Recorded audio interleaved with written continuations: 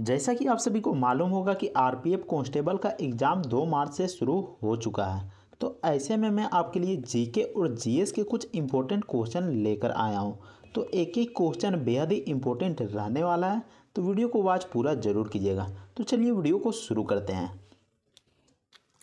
Video को शुरू करने से पहले बता दूं कि अगर आप हमारे वेबसाइट rahulfutureclasses.com में विजिट नहीं किए होंगे तो डिस्क्रिप्शन में लिंक दिया हुआ है, वहां से विजिट कर सकते हैं। वेबसाइट में विजिट करने के बाद आपको वहां पर आरपीएफ कांस्टेबल से रिलेटेड मॉक टेस्ट और प्रैक्टिस सेट करने का मौका मिल जाएगा, वो भी बिल्कुल फ्री में। तो आप हमारे वेबसाइट में ज़रूर विजिट करें। तो चलिए वीडियो को शुरू करते हैं।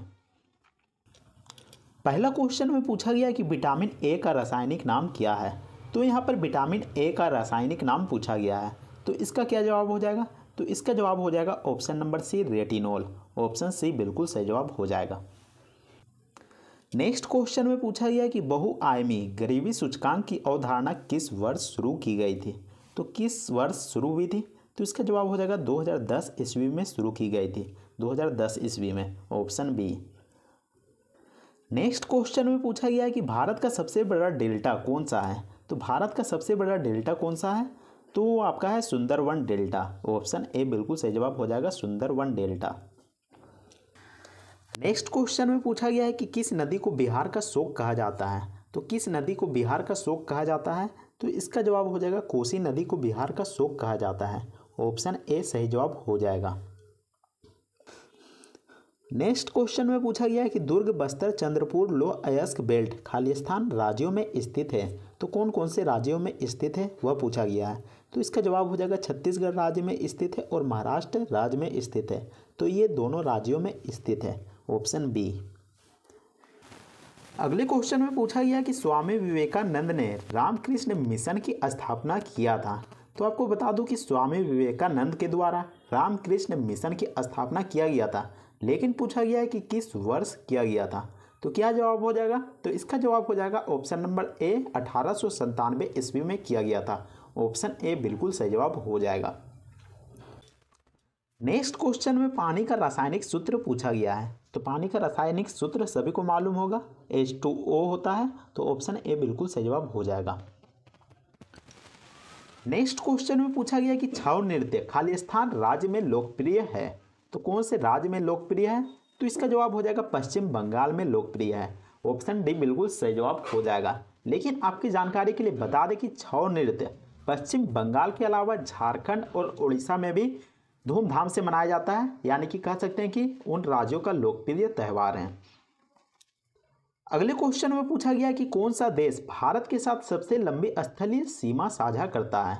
तो कौन सा देश हो जाएगा जो कि भारत के साथ सबसे लंबी स्थलीय सीमा यानी कि बॉर्डर साझा करती है? तो इसका जवाब हो जाएगा बांग्लादेश। ऑप्शन सी बिल्कुल सही जवाब हो जाएगा, ऑप्शन सी। अगले क्वेश्चन में पूछा गया कि निम्नलिखित में से कौन भारतीय संविधान की ड्राफ्टिंग समिति का अध्यक्ष था। तो कौन संविधान की ड्राफ्टिंग समिति का अध्यक्ष था? तो इसका जवाब हो जाएगा doctor Bhimrao Ambedkar. Option D. Next question में पूछा गया है कि भारतीय संविधान का कौन सा अनुच्छेद छुआछूत उन्मूलन से संबंधित है, यानी कि अस्पृश्यता का अंत से संबंधित है। तो इसका जवाब हो जाएगा अनुच्छेद नंबर 17। ऑप्शन सी बिल्कुल सही जवाब हो जाएगा।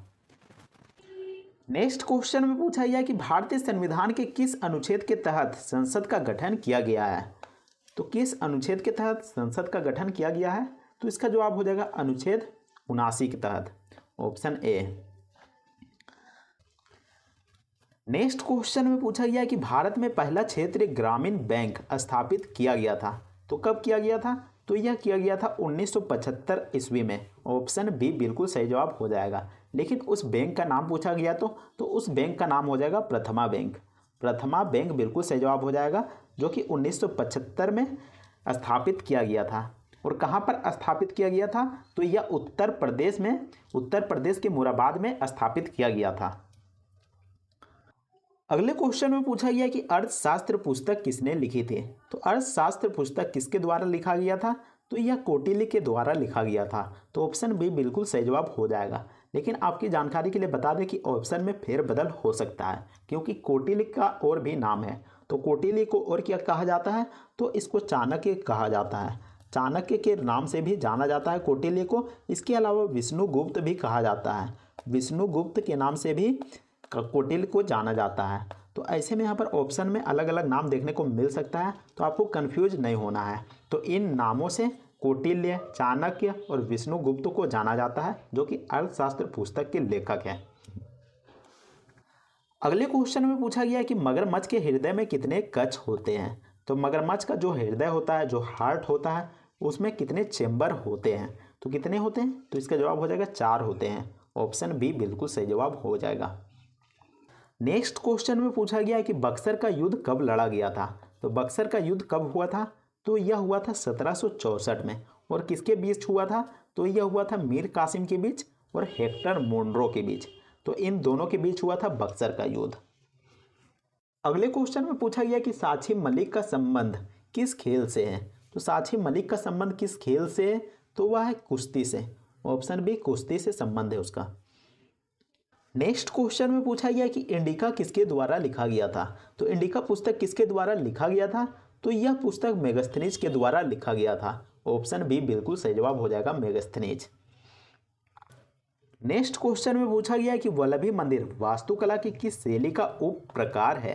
तो वल्लभी मंदिर है, उसका किस प्रकार डिजाइनिंग तैयार किया गया है, आखिर किस शैली से उसका डिजाइन बनाया गया है। तो इसका जवाब हो जाएगा नागर शैली में। ऑप्शन ए नागर शैली में। नेक्स्ट क्वेश्चन में पूछा गया कि पंचायती राज विषय संविधान की किस सूची के अंतर्गत आता है। तो पंचायती राज संविधान के किस सूची के अंतर्गत आता है, तो यह राज्य सूची के अंतर्गत आता है। ऑप्शन बी बिल्कुल सही जवाब हो जाएगा, राज्य सूची।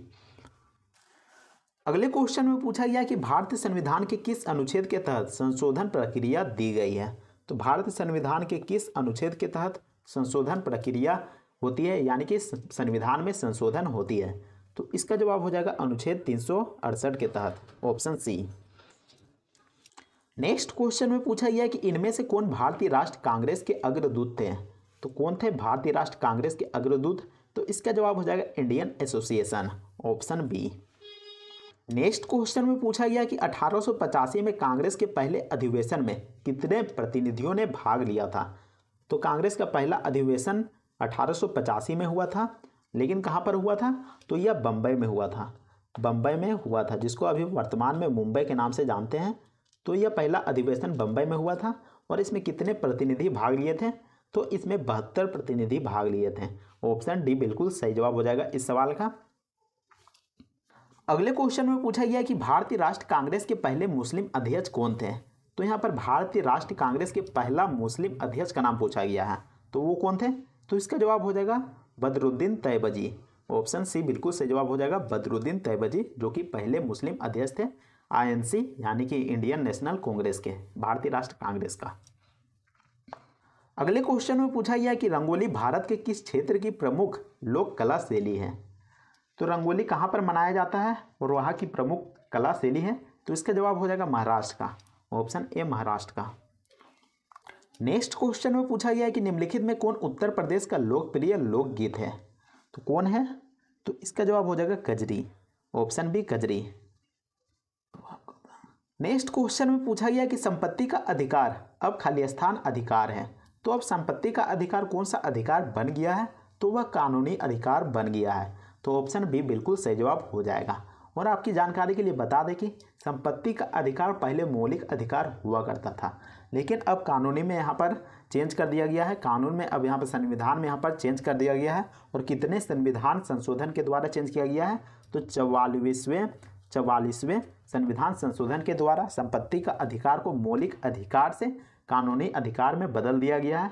इसके तहत अब सरकार कोई भी ज़मीन को खरीद सकती है, चाहे आपकी मर्जी हो चाहे नहीं हो, यानी कि आप उस ज़मीन को बेचना चाहोगे या फिर नहीं चाहोगे, तब भी सरकार उसको ज़बरदस्ती ले सकती है। तो संपत्ति के अधिकार में इस तरीके से कानूनी बदलाव कर दिया गया है और इसको कानूनी अधिकार बना दिया गया है। अगले क्वेश्चन में पूछा गया है कि भारत में सरकार का प्रमुख कौन होता है। तो भारत में सरकार का प्रमुख कौन होता है, तो वह होता है प्रधानमंत्री। ऑप्शन डी बिल्कुल सही जवाब हो जाएगा, प्रधानमंत्री।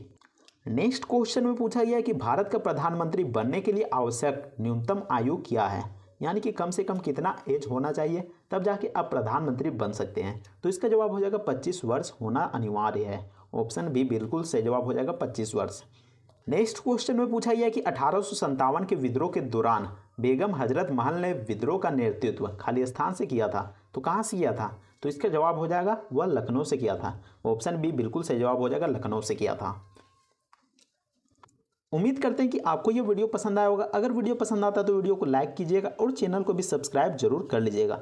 इसके अलावा अगर आप हमारे वेबसाइट में विजिट नहीं किए होंगे तो डिस्क्रिप्शन में लिंक देखने को मिल जाएगा, वहां से आप हमारे वेबसाइट में जा सकते हैं, जहां पर आपको मॉक टेस्ट और प्रैक्टिस सेट करने का मौका बिल्कुल फ्री में मिल जाएगा। तो मिलते हैं नेक्स्ट वीडियो में, तब तक के लिए जय हिंद, वंदे मातरम।